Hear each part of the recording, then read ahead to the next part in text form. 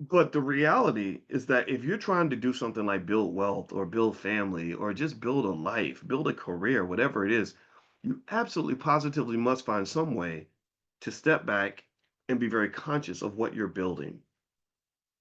Great build, there's never been in the history of this world, there's never been a great building that was built by a series of random actions. There was never, some sort of skyscraper that was built by people just throwing bricks in different directions and grabbing whatever materials they can on the street and just throwing it. That's never happened. Whenever think about it, when they built the Empire State Building, they probably spent weeks or even years, or months, or perhaps even a year or two, designing the damn thing so that it would stand over 100 years.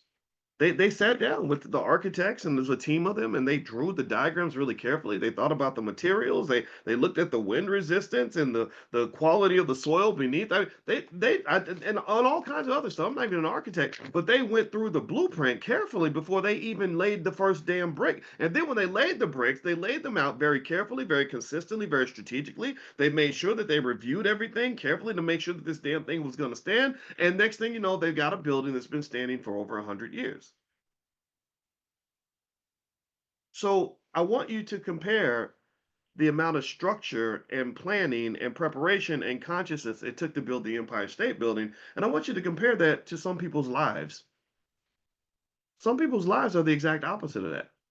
Some people's lives are like this big bowl of slop where they just threw everything. They were making a meal and they said, "Let me throw some tomatoes in. Then I'm gonna throw in some Skittles, and then I'm gonna throw in I got some dog poop. I'm gonna throw that in there. I got some hamburger meat. Let me toss that in there and some Kool-Aid and pass me the 40 ounce, man. And then you pour that in there and next thing you know, you're eating this nasty big nasty monstrosity of a meal, and you're like, oh my god, this is disgusting. Who cooked this shit?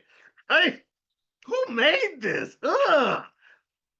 Well, you cooked it. You don't remember, but you were cooking drunk, and you were also cooking in a way where you weren't thinking about how one ingredient was gonna fit with it. You didn't think about how the Skittles would taste next to the dog crap, right? You just threw it in there because in the moment it just seemed kind of cool to do.